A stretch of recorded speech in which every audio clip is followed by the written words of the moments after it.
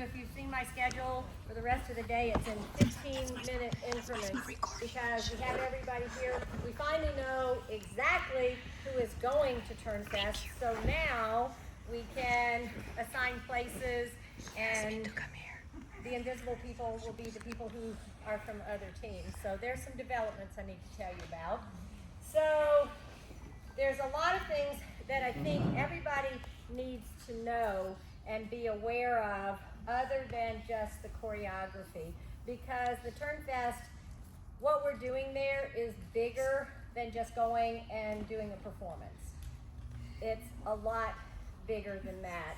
So I want to start off by introducing the people who will be with us. I know when we first started this, like almost a year ago, and I kept telling Trish, who was on our team, she said, well, is the Chattooga team, is that kind of a loose name? Or does it just include the people at the gym? And it's a very loose name, and it's getting looser all the time. Our team is growing. So I want to introduce you to everybody who'll be with us. They're not all here today, but I want you to know who they are, because I was thinking the other day, and I'm the only one who knows all these people that are coming to be part of Chattooga. So first, the U.S. part, it's us and Cirque Experience. And Cirque Experience, those of you who've done the wheel workshops and have been with us to Chicago, you know Wolfgang and his crew. There are 10 of them coming with us. Aaron and Kyle compete in the Special Olympics. And then the other people who are coming, Athena, the coach, and different people that are on their team. But what you may not know about Wolfgang, as much as he works with us and as down to earth as he is, he's a 6-time world champion on the wheel. Wow. And he is very, very famous in Germany. And during the international gala, they are giving awards to 3 people from Germany who are what they call legends in gymnastics. And Wolfgang is one of the ones getting this award. Cool. Yeah. So it's a big deal that we are with him, and he will also do a 2-minute performance on the wheel during the gala. So we have to find a way to make sure we can watch it. He's like freaking out and watching what he eats and training and everything to get ready for his performance at TurnFest. And I just think back, we've known Wolfgang since 2005, and we just showed up at a camp, and I have pictures of Lonnie, Paulette, some of the girls, and his staff. They didn't know we were coming. They didn't know who we were. And we just walked into the workshop, and Wolfgang's staff said, how do you teach all these people? And Wolfgang just looked at him and he said, you teach them just like everybody else. And that's when I knew we were kindred spirits, and we've been working with him since 2005, but probably since 2021 to get ready for Amsterdam. We've been working with him a lot. Wolfgang has created a set of rules for the wheel for people with disabilities because of us. He's gone out into his community, and he goes to this big facility where people live, and he teaches wheel there. He brought them into our last competition, and he had one guy who walked out on his walker, put the walker down, got in the wheel, cartwheeled both ways, walked around to the end, came all the way up, stood on top of the wheel, let go with one hand, came down, got in his walker, and walked back to his Wow. Yeah. So Wolfgang's a lot like us in that he doesn't see limits. That whatever somebody can do, he wants them to do, and he wants them to do it safely. Wolfgang would never take a chance with anybody, but he's going to give everybody the opportunity that they can. So he's one of the people that will be with us. He was a Cirque du Soleil choreographer, and so in the last month maybe, he decided that we should perform with these German kids that he goes over and does workshops for. And their coach is named Nadine. We went to Chicago 2 weeks ago. Nadine came over. We did choreography, and then in a couple of weeks we're going to Germany so that our team can practice with the German kids. They've never seen anybody on the wheel with disabilities in Germany before, so this will be their introduction.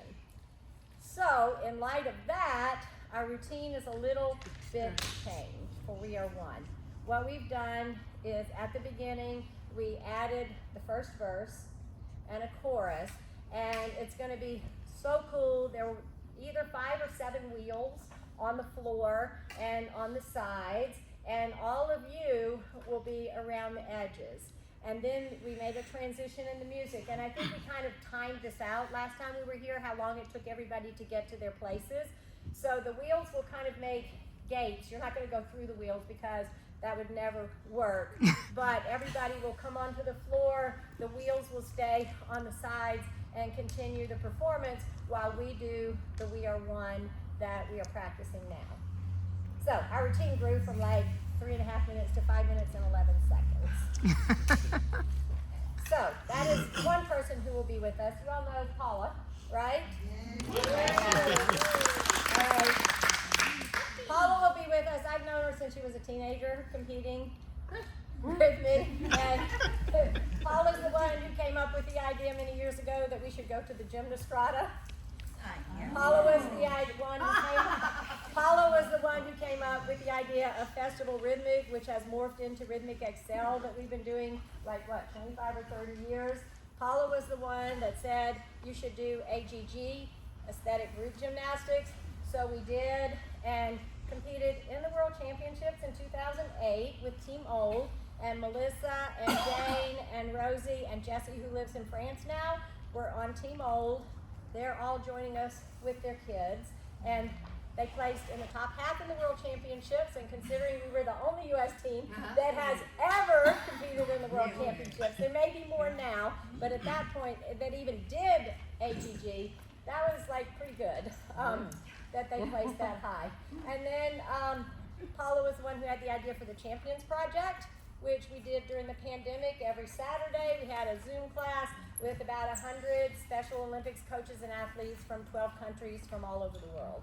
So all those were Paula's idea. And so, so anyway, I brought her in for choreography and also to help fit everybody onto the floor and make all these individual parts that we know make a cohesive whole and a good picture when we're on the floor. So that's what Paula's job is.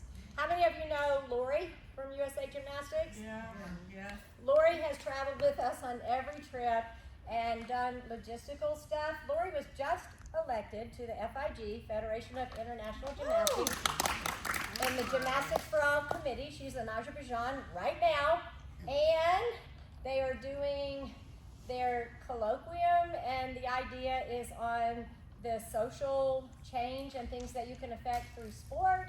And Lori was charged, I think because of us, for presenting on how sport can affect social change for people with disabilities.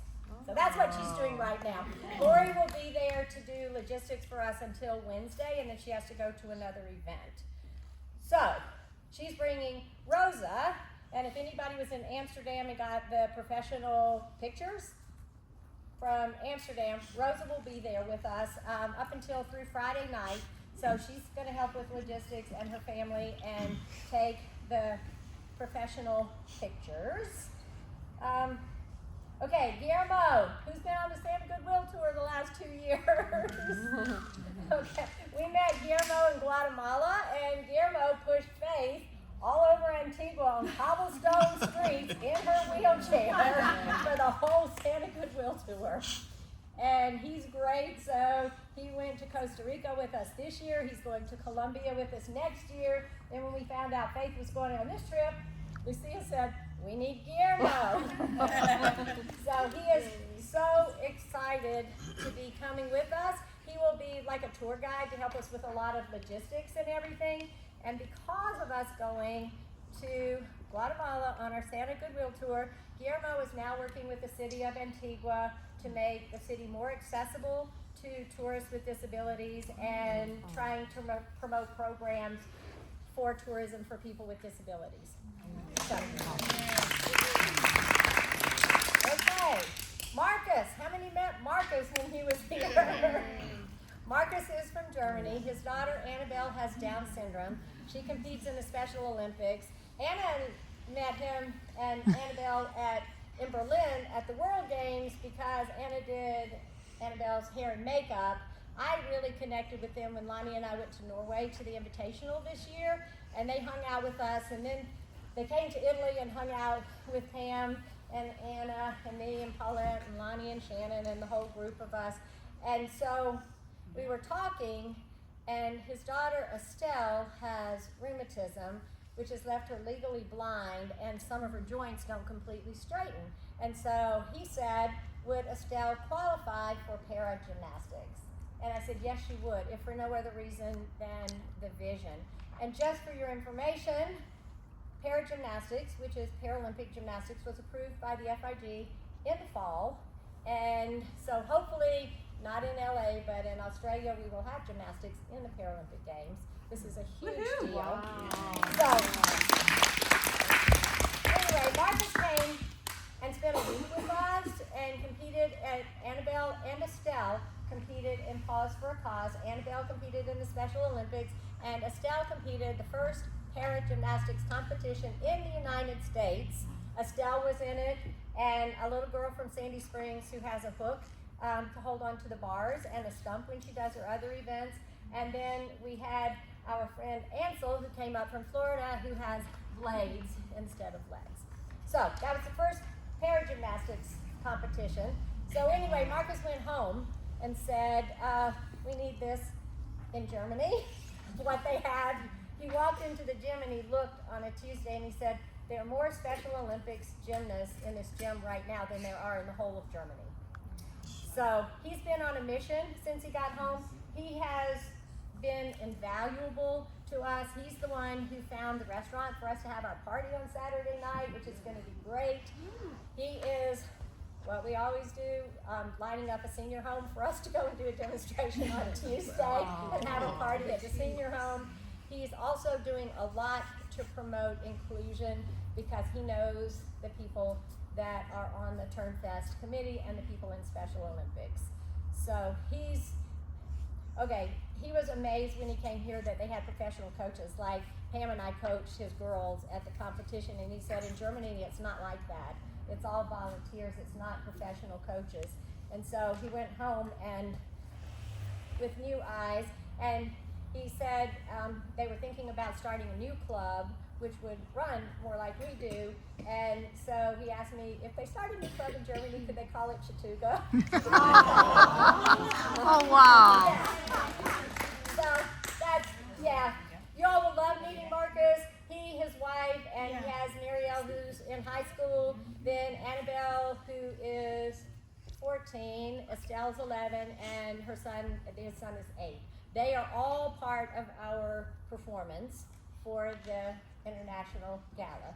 So that's the first thing. Okay, traveling with us. All you old people here, who knows Nellie Kim, that name? Yes, Nadia Cohen. Yeah, Nellie Kim was from Russia. She has won 5 Olympic gold medals in gymnastics. The same Olympics when Nadia Comaneci got the first perfect 10, Nellie also got 2 perfect 10s. And so Nellie's part of our team. She is. Wow. Yeah, so that's somebody everybody needs to get your picture made with. She was the FIG Vice President for Paralympic and Special Olympics. And as part of her job, she came to Berlin to the Special Olympics World Games and spent a week with us. And it totally opened her eyes to the possibilities of people with different abilities. And so she's the one who brought me in to help with the working group for paragymnastics and a whole bunch of other stuff. And when I asked her if she would come, she jumped on it. She's very excited. At the Turnfest, the European Gymnastics Championships will be held, the Artistic Gymnastics Championships, and so they are presenting Nellie with an award at the European Gymnastics Championships because of her accomplishments and things that she's done in gymnastics. So she's like a very famous person, and plus that, she's really nice. She only did the party dance once with us in Berlin, so we have a little work to do with that. Okay, then we have Iraqi and Marco. How how many of y'all were in Minneapolis, ever been, and Iraqi's from Japan, and he does the Paso, the thing? Okay, he's helping with the international gala that we're in, and he will be presenting things. He'll be at the international performances where we're doing Power of Spirit, and then Marco is head of the Educational Commission for the FIG. And Marco is the one who invited our team to Brazil many years ago. Marco loves what we do, and every time I see Marco, he says, "You have shown us a new way to look at gymnastics." Because we always add somebody different or do something else. So they're FIG people, they will be there. And then, who else is on my list? Sophia from Greece. Sophia is an international judge in rhythmic gymnastics. Sophia has been the technical delegate for the last 2 World Games. She started on my committee in 2011, I think, when we had the World Games in Greece. And she and Effie, who is also an international judge from Greece, fingers crossed that Effie doesn't have to judge the Rhythmic World Cup, that she can come to Turnfest with us. But they will be with us on our team. And these are world-renowned rhythmic gymnastics judges. So all of you girls who are judging the Special Olympics competition on Sunday need to spend some time with Sophia. And when Sophia started on my committee, everything was FIG and elite gymnastics. And then she has since gone back to her gym, and at her club, she started a Special Olympics program, and now her understanding of how the rules need to be written and the judging guidelines written have changed since she did that. So, Sophia will be with us. Cindy, I got to visit her and her athletes in her gym in Athens, and it was amazing. Yeah. Oh, wow. So, then, Hertzgold. Hertzgold is the one who sings our songs. And for those who don't know the story of Hertzgold, it's a singing group from Germany. Lucy actually is Swiss, Claudia is German, and they wrote the song that we're doing the gala to, We Are One, as an anthem for the German Paralympic dressage team in Tokyo.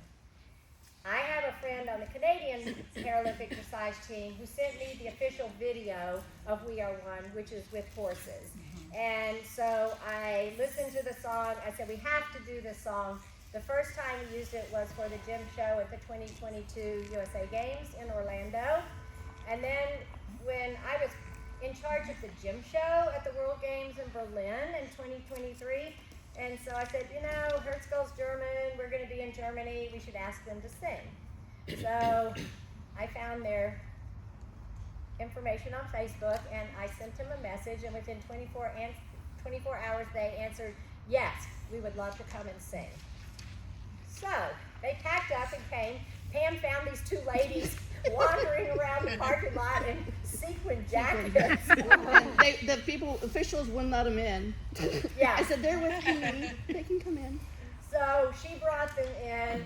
They performed live for the gym show. They've given us 2 banners, and they loved it. We had 300 Special Olympics gymnasts on 2 floors.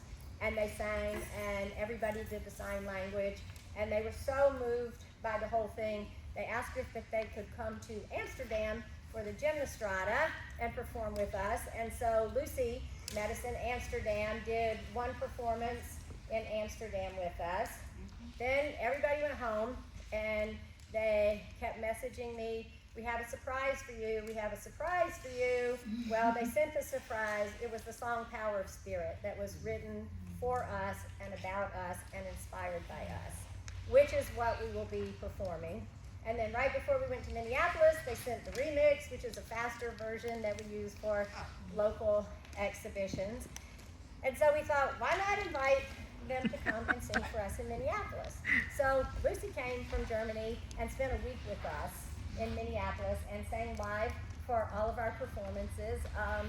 We have a lot of stories about Lucy. We got her in a water battle in a mountain. She's a great sport, and she's like, so they call us the Chattoogas, and she so loves it. So then they went home, and we stay in contact, and this year, we have a surprise for you. And so, about a month ago, I got the new song that they wrote for us, inspired by us, everything about us, which is for the Forever song. And Paula came, we did choreography this morning, and we will teach it all this afternoon. It is so Chattooga, everything. And when Paula has been with us a long time, right? Yeah. So you know how we always steal choreography? Well, we stole choreography from 8 different routines that we've done in the past and put it into our Forever song, because what we do goes on forever. So these are the important people that are traveling with us, and sometimes you need to talk to the documentary crew about all the famous people that they've interviewed and done documentaries with, and all the famous people they know, because they're no slouches either, okay? So talk to them, and here they are doing a documentary about us. So the whole thing just blows my mind that all of these people are on our team. So it gets me in the heart all the time. So 2 weeks ago, the team from Lithuania, the people who were in Amsterdam, there were 5 inclusion teams, and one of them was from Lithuania. And we were talking to the people from the FIG, and they said, we need to do a project about inclusion, but I don't know what. And the Lithuanian team was so interested in doing that. So we came home. This is how the idea for the documentary came about, is that was my proposal, but organizations move slow, and we said, oh heck, we'll just do it ourselves. And so Anna and I started filming on our iPhones, and doing that, Trish, and she decided she would save us from our iPhones and do a real documentary in Minneapolis. That's a whole nother story. But anyway, about 2.5 weeks ago, the Lithuanian team asked if they could go to Turnfest and compete in the Special Olympics competition. So, of course, I invited them to perform with us in our gala routine. So the Lithuanian team has now joined Chattooga. Oh. Wow. So, actually, there are people from 10 countries on our team. And that includes the Slovakians, Gisela, that Lonnie's competed with. I've known Gisela since the World Games in Shanghai, like a long time ago, and they've been here and we've been there. So Gisela and her family will be with us. So we've got people from all over the world. And the most exciting thing is the Malmo girls. Yes! Okay. From the very first Gymnastrada, the Malmo girls have been my idol. They are rhythmic gymnasts. If you haven't seen videos, we have to show you. They dance, they juggle balls, they bounce balls. They are beautiful, they are wonderful. And Paula, do you want to tell the story about why we have rhythmic gymnastics in the United States? Is you the one who told me that about your yes, over there? Here, come stand over here so you can say it. The story about Oh, she says we're in pain. So at one point I was working in the office for Nora Campbell. So Nora Campbell was the director of rhythmic gymnastics, and this was after I was a teenager. And then she told me we started doing the Gymnastrada. She was one of the first people. There were 2 people in the office like, we're going to do this thing and get together. And then the story was she had gone on a college trip, yes, with a girlfriend. They were on a European go on a college trip. And they just got off the train, and then there was this poster, and they're like, that looks neat. Let's go see what that is. And they were walking into a Gymnastrada, like randomly, right? So, yeah. And she was like a physical education major and loved dance and all those things, but gymnastics was not a thing. And so they're walking like, let's go see what that is. And they went in, and they're in the Gymnastrada and watching the Malmo girls. Wow. And they were like, we need that in the United States. And that brought back, and that's where rhythmic gymnastics was born. In this 1970s. Wow.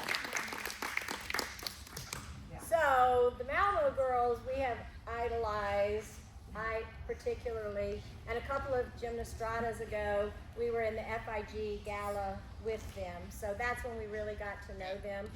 And the Malmo girls are not allowed to give away or trade their t-shirts, and one of their team members gave me a Malmo shirt. It's like, to this day, one of my prized possessions. And then the next gymnastrada, I took her shirt from Chattooga, and this has gone back and forth. So when they came to Minneapolis last year, we asked them if they would perform with us. And of course they said yes. So they joined our group then. They are so excited about performing with us at Turnfest. They will do their own performance, but they will also perform with us. And they all know the sign language with the ball, and we'll have one group on each side. And according to the people in charge of the International Gala, they had a meeting with me this week, and the day before they had a meeting with the Malmo staff, and they're really excited about performing with us again. Yeah, so in total there's going to be like 140 people on the floor. We have the biggest group, the only inclusion group, the most diverse group that will be at Turnfest. So there are a lot of firsts at Turnfest, and if you all just listen to how many firsts we've done with Chattooga, well, this is the 13th Turnfest that it's ever been held. It's every 4 years, except for the year of COVID. This is the first time that they've ever had an international gala. We are the first U.S. team ever to go to Turnfest. It is the first time that gymnasts with disabilities have competed in wheel or trampoline. Shannon's going in the trampoline competition. And her coaches forgot to tell them that she has Down syndrome. She's just going to show up in a trampoline competition. They are having a Special Olympics artistic and rhythmic gymnastics competition at the end of the week. That's the first time that that's ever been held. So there are a lot of firsts at this Turnfest. So Trisha's interviewed some of you, right? And she's been interviewing different people on the team and people involved with Chattooga, but she has also interviewed people not connected with Chattooga, but connected with gymnastics. And apparently the answers, when she asks the question, what is inclusion? What does inclusion mean? It's very different when she asks a Chattooga person than when she asks someone from the outside and somebody even from gymnastics. And I've been thinking about that a lot, and the difference is inclusion is who we are. Inclusion is part of our essence. Everybody who's grown up at Chattooga, everybody who's been a part of Chattooga, it's not something we do, it's not something we think about, it's just who we are. And that's how we live, and that's how we've always lived. So how can you define it? How can you define if you're a dancer dance? How can you define gymnastics if you're a gymnast? You can't, because it's just a part of who you are. People on the outside look at inclusion, and number one, race, number two, religion. But inclusion for us is including people with different abilities and all different age groups. So that's the reason I've decided that the Chattooga answers are different from people in the world.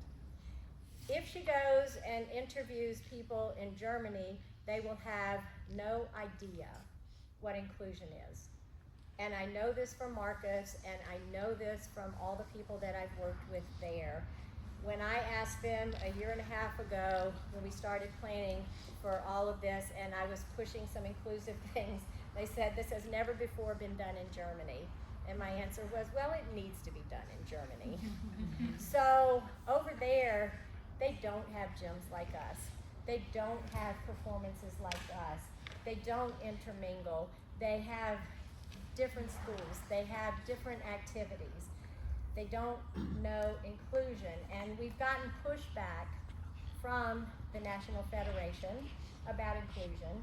The Turnfest, on the other hand, has an inclusion manager, Ollie, who is wonderful, and he is pushing for everything that we are.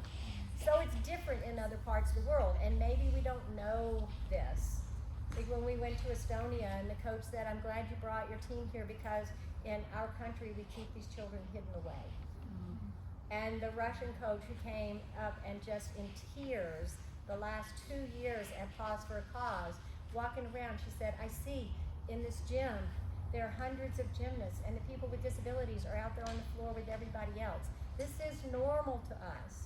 This is how the world should be and how life should be. It is not how it is other places. And I don't know if any of you all realize that because you've grown up here. So what we're doing at Turnfest is much bigger than what we're doing because you can explain inclusion all day long, but until you actually live it and practice it, you don't know what it is. And this is what we're hoping one product of the documentary will be, is that people through the film will live inclusion, even if it's just for a short amount of time, and they will see what it is. So, let me see if I have anything else I have to talk to you. Oh yeah, okay, everybody got my email about the Saturday dinner?